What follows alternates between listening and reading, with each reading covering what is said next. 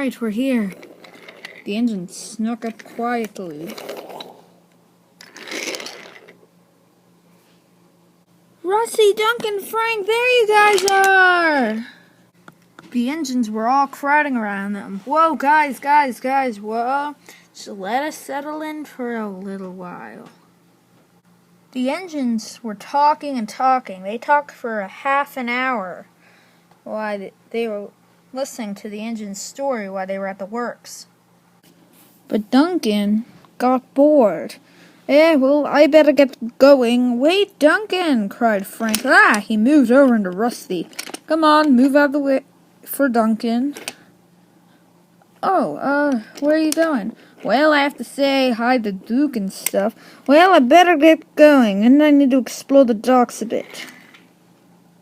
Duncan then pulled into the yards. Duke was there. So what are you doing here, back from the works? Just taking the train.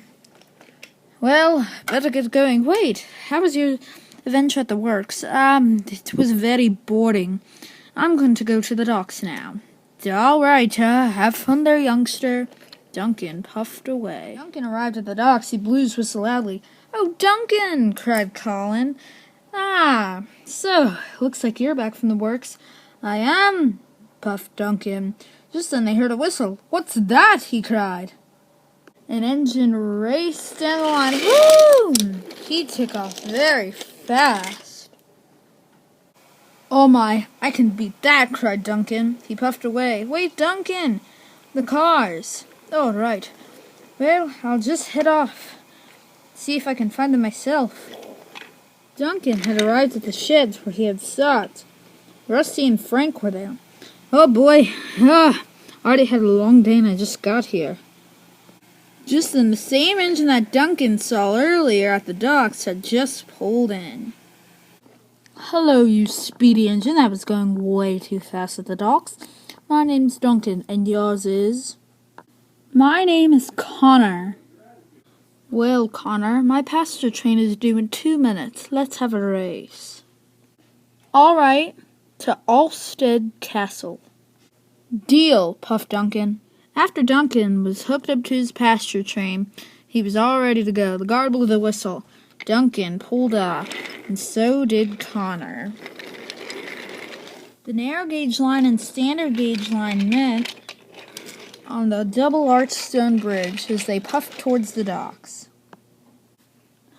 Duncan had to stop to pick up passengers while Connor just raced through. He didn't have to stop at all. After a while, Duncan was ready to go. Connor's probably far ahead of me. I have to up my game. Connor had reached Wellsworth, where he stopped to get some passengers. At last it was time to go. Gotta hurry, cried Connor. Duncan had just gone to the quarry. He was almost there. At Alstead Castle, work was in progress. Stephen was at the mine. Caitlin was helping passengers, and Millie was doing work with the arrow. Just then, Duncan started puffing in. But at the same time, Connor pulled in. Connor had gone across, but Duncan was going too fast. He crashed right through the wall. And he skidded off the track. But luckily, he and the passengers were okay.